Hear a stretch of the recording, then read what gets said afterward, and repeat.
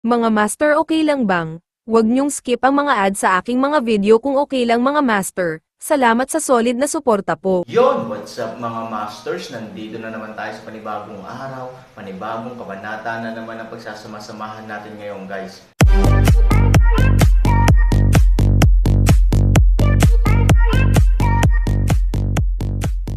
Bali mga masters, kung bago ka pa lang po sa aking YouTube channel, please click the subscribe button, lalong-lalo na po yung notification bell guys, para maging connected pa rin tayo sa isa't isa at maging updated kayo sa mga susunod ko pang video. Bali mga masters, bago natin umpisahan ng kwento ay mag-shoutout po muna tayo para sa mga solid nating tagapakinig. Shoutout kay Dambuas1, shoutout kay Aiko May. Yun na nga mga masters, no? Bali hindi na ito patagalin. In 3, 2, 1, let's go! Ang liwanag ay parang apoy, ang apoy ay parang liwanag, at sa isang iglap, ang lahat ng mga anti-Buddha ay parang pagpasok sa araw, ang malakas na liwanag ay kumikislap, at ito ay mahirap buksan. Ang isang panig ay ang kapangyarihan ng itim na gas na lumalamon sa kalangitan, at ang kabilang panig ay ang kapangyarihan ng nagninangas na katahimikan at apoy. Bumangon ka, galit na sigaw ni Han Sanchen, halos lahat ng lakas niya ay ibinuhos sa kanyang kanang kamay, at bigla siyang sumulong. Halatang nandidiri ang lalaki pero puno na ng puyat at gulat ang mga kilay nito. Ayon sa kanyang paghatol, ang lakas ng loob ni Han Sanchen na lumaban sa kanya, ngunit tiyak na hindi ito ang kanyang lakas. Gayunpaman, tinitingnan ito ngayon, sa pagsisikap ni Han Sanchen, malinaw niyang naramdaman na ang lakas ng dalawa ay tila nagsasapawan sa isang tiyak na yugto. Sa madaling salita, kayang tiisin ng lakas ni Han Sanchen ang kanyang pag-atake.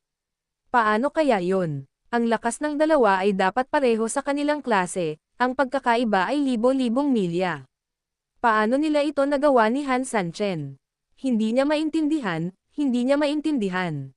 Anak ka, malamig niyang sabi. Senior, hindi mo ba naiisip?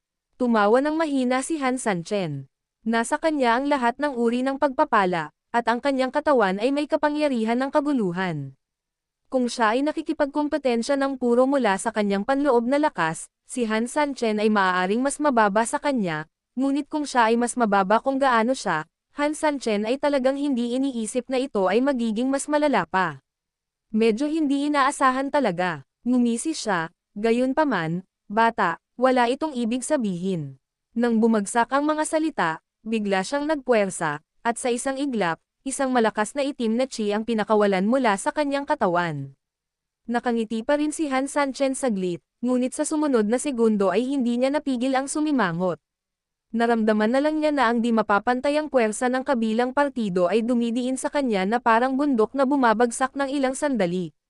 Sa sobrang lakas, halos hindi siya makahinga, at ang buong kanang kamay niya ay nanginginig ng husto dahil sa sobrang suporta.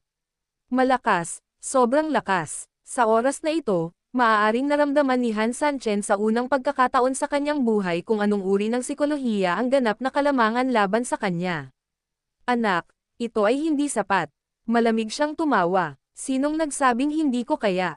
Hindi ko na matiis. Malaking bagay. May katawan pa ako. Ayaw talagang pilitin ito ni Han Sanchen gamit ang kanyang kanang kamay. Hajijek, kahit na may tunay na pagpapala, ang malakas na puwersa ay nagdudulot pa rin ng mga buto ng kanang kamay upang patuloy na mabali. Ikaw bata, matigas ang ulo mong asno, pero gusto ko ang mga agresibong kabataan, kaya mag-ingat ka.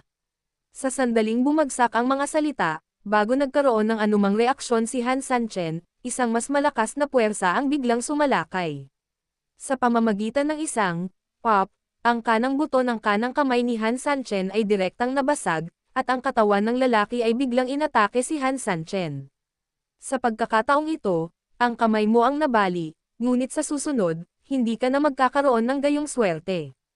Malinaw na umatake siya gamit ang isang malaking kamay na sisire sa langit at wawasak sa lupa. Sa sandaling nataman niya ang katawan ni Jong Han Sanchen at pagkatapos ay muling nagpapuwersa, maaaring ang katawan ni Han Sanchen ay talagang katulad ng kanyang kanang kamay. Matapos itong bahagya na suportahan, kapalit, ito ay pira-piraso. Gayunpaman, walang intensyon si Han Sanchen na matakot. Hindi siya umiwas o umiwas man lang. Sa halip, ginamit niya ang kanyang katawan para direktang tamaan ang kanyang malaking kamay. Boom! Sa mahinang tunog, dumampi na ang palad ng lalaki sa dibdib ni Han Sanchen. He smiled disdainfully, "Young man, you lost." "Talaga?" sabi ni Han Sanchen. "Hindi ba?" Ngumiti siya, "Kailangan ko lang itulak ng husto, at ang palad na ito ay sapat na upang bumalik ka sa kanluran." Umiling si Han Sanchen, ang mga salita ng senior, dapat talagang makinig ng mabuti si Han Sanchen, ngunit nakakalungkot na si Han Sanchen ay hindi nang ahas na sumang-ayon sa pangungusap na ito. Umaasa lang sa magulong depensa sa katawan mo."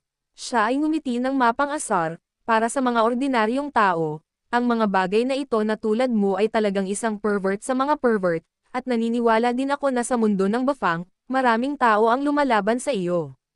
Medyo walang magawa, dahil hindi man lang nila masira ang iyong depensa, tama ba?" Nakangiting sagot ni Han Sanchen. "Ito ay normal. Gayunpaman, kung nabubuhay ka sa ilalim ng aura na ito sa mahabang panahon, maaaring hindi ito isang magandang bagay sa mga tuntunin ng pag-iisip. At least, ginawa ka niyang labis na kumpiyansa kahit ngayon. Ang ilang mga kapangyarihan ay hindi kasing simple ng iniisip mo." Bahagyang ngumiti si Han Sanchen, "Senior, kahit gaano ka pa magsalita, hindi ito kasing halaga ng pagsasanay, gawin natin ito." Bahagya siyang ngumiti at tumanggo ng mahigpit, "Okay, dahil nagmamadali kang mamatay, pagkatapos ay ibabalik kita sa kanluran." Nang bumagsak ang mga salita, ang kanyang kamay ay biglang gumalaw, at ang itim na chi ay umatake ng mas mabangis. Nahaharap sa ganoong hakbang, alam ni Han Sanchen na hindi niya talaga kayang pigilan. Ang kapangyarihan nito ay napakalaki, tulad ng sinabi niya, ay talagang hindi maisip. Ngunit nangangahulugan ba ito na ito ay tiyak na mabibigo? Para kay Han Sanchen, hindi naman. Dahil, si Han Sanchen ay dapat may sariling mga plano at sariling kakaibang pakulo. Ito ay lamang na ang lansihin na ito ay lubhang hindi malamang na gamitin. Sa makatuwid, ang dapat gawin ni Han Sanchen ay anyayahan si Jun sa urn. Sa pag-iisip nito, hindi nagsalita si Han Sanchen ng walang kaparirikan, hinihimok ang buong katawan na talagang magamit ang buong katawan, sinusubukang labanan ito ng direkta mula sa ibabaw.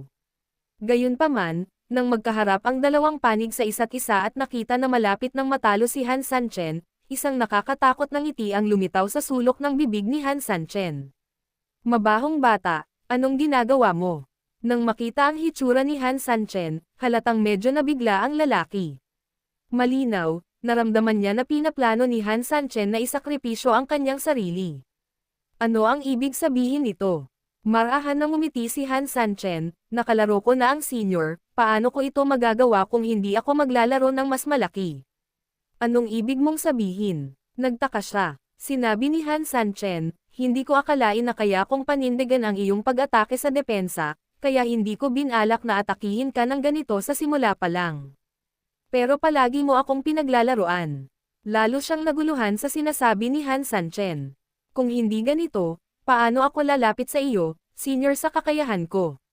Paano ko masisira ang depensa mo sa atake ko?" Nakangiting sabi ni Han Sanchen. "There is a thing called suicide attack. I have something similar in effect. Senior, hindi naman sa natalo ako, pero, natalo ka." Nang bumagsak ang mga salita, bago pa siya makapag-react, hinawakan na ni Han Sanchen ang kanyang kaliwang kamay. Panguaks. Napakalapit ng distansya at biglaan ang pagkilos, nang kinuyam ni Han Sanchen ang palakol ng pango sa kanyang kaliwang kamay at nalazlaz na. Nagulat ang lalaki kahit na hindi mabilang ang mga kakayahan niya, ngunit imposibleng makaiwas sa sandaling ito. Pagtingin sa palakol ng pango na nakatikip mula sa ulo, ang mga mag-aaral ng lalaki ay puno ng pagkabigla at takot, ngunit bukod doon, wala siyang ibang paraan upang magpumiglas. Buzz. Siyempre, kasabay ng paglaslas ng malaking palakol sa kanyang mukha, sa wakas ay tumigil ang matalas at nakamamatay na palakol. Kahit na mas malakas siya kaysa sa kanya, ang isang patak ng malamig na pawis ay hindi maiwasan ang pagbuhos sa kanyang mukha sa mga oras na ito. Ang kanyang banal na kaluluwa ay nawasak, at iyon lamang ang sandaling iyon nang siya ay isinilang. "Hindi mo ako papatayin." Kakaibang sabi niya. Dinampot ni Han Sanchen ang kanyang palakol, ang senior ay palaging nakatatanda. Bagamat hindi alam ni Han Sanchen kung tungkol saan ang sinaunang labanan, Maingat niyang pinagmasdan ang eksena pagkatapos pumasok at gumawa ng maraming hula sa kanyang sarili. Dapat na malinaw na kung walang senior at iba pa ang pumatay ng kalaban dito, paano tayo magkakaroon ng regalo ng ating junior? Kung papatayin kita, maituturing pa ba akong tao? Sisihin pa ba kita? Ginalaw ni Han Sanchen ang kanyang kamay at binawi ang palakol ng pango. Nang marinig ang mga salita ni Han Sanchen, tila nawala siya sa pag-iisip ng ilang sandali. Pagkaraan ng ilang sandali, bigla siyang ngumiti. Han Sanchen, binata, naalala ko ang iyong pangalan. Hindi mo naman ako kalaban in terms of hard power, but I never thought you would act so alert, and, may pango pala ka. Talaga, bahagyang ngumiti si Han Sanchen, ngunit hindi ipinagmalaki, si Junior ay oportunista lamang, naglalaro ng ilang kasuklam-suklam na taktika sa harap ng mga nakatatanda. Kung gusto mong lumaban ng husto, ang 10 junior ay hindi kalaban ng mga nakatatanda. Habang si Han Sanchen ay mahinhin, binigyan niya siya ng sapat na mukha, siya ay nasa mabuting kalagayan, at tumango. Ang mahalaga sa larangan ng digmaan ay ang iyong buhay at kamatayan, ang labanan sa pagitan ng dalawang panig, maging ito ay kasanayan, sining, o puso, ay talagang isang laro. Maaari kang magkaroon ng ganoong plano. Ang talino mo at ikaw, senior, to tell you the truth, may itatanong ako sa'yo. Sinamantala ni Han Sanchen ang pagkakataon at sinabi, gusto niyang magtanong tungkol sa kasalanan. Storytelling channel sa YouTube. Tumingin ang lalaki kay Han Sanchen, natigilan, at muling ngumiti. Alam ko kung ano ang gusto mong itanong, ngunit sinabi ko na sa iyo noon na may ilang bagay na hindi mo dapat malaman. Sa madaling salita, pagdating ng panahon, malalaman mo yan. Bakit kailangan mong maging persigido? Bahagyang ngumiti si Han Sanchen at sinabing, si Junior ay natural na hindi nangangahas na istorbohin ka, ngunit ang tanong na ito ay tungkol sa iyo. Ang tanong ko, nagdududang tanong niya. Tumango si Han Sanchen, gusto kang tanungin ni Junior, ang lakas ba ng hinalinhan ay isang tunay na Diyos? Ang isang tanong, na tila nagtatanong sa kanya, ay may mas malalim na kahulugan. Hindi dahil hindi kailanman nakipaglaban si Han Sanchen sa mga tunay na Diyos, maging ito man ay si Lu Wuzhen o ang mga patay na kaluluwa ng mga tunay na Diyos sa aklat ng 8 Desolations, hindi pa naranasan ni Han Sanchen ang kanilang banal na kapangyarihan. Ang mga ito ay napakalakas, lalo na ang mga patay na kaluluwa ng mga tunay na Diyos sa aklat ng 8 Desolations. Kahit na wala silang kapintasan ng kanilang tunay na katawan, ipinapakita pa rin nila ang kanilang walang katulad na malakas na nakakatakot na kapangyarihan. Pero ang lakas ng mga taong ito, kumpara sa kaharap mo, isa sa langit at isa sa lupa. Kung kailangan mong gumawa ng analogy, kung ang mga totoong Diyos na patay na kaluluwa ay may pisikal na katawan, hindi maaaring maging kalaban nila si Han Sanchen, tungkol sa kailangan ng dalawang Han Sanchen para makipagbuno sa kanila. Ngunit ang taong nasa harap niya, si Han Sanchen ay umamin na kailangan niya ng kahit 10 man lang sa kanyang sarili para makipaglaban sa kanya. Nang marinig ang tanong ni Han Sanchen, halatang ngumiti ang lalaki, anak, napakatalino mo. Nakakatuwa, paanong hindi niya alam ang ibig sabihin ni Han Sanchen? Iyon pa rin ang gusto niyang malaman, ngunit nagtanong siya sa ibang paraan.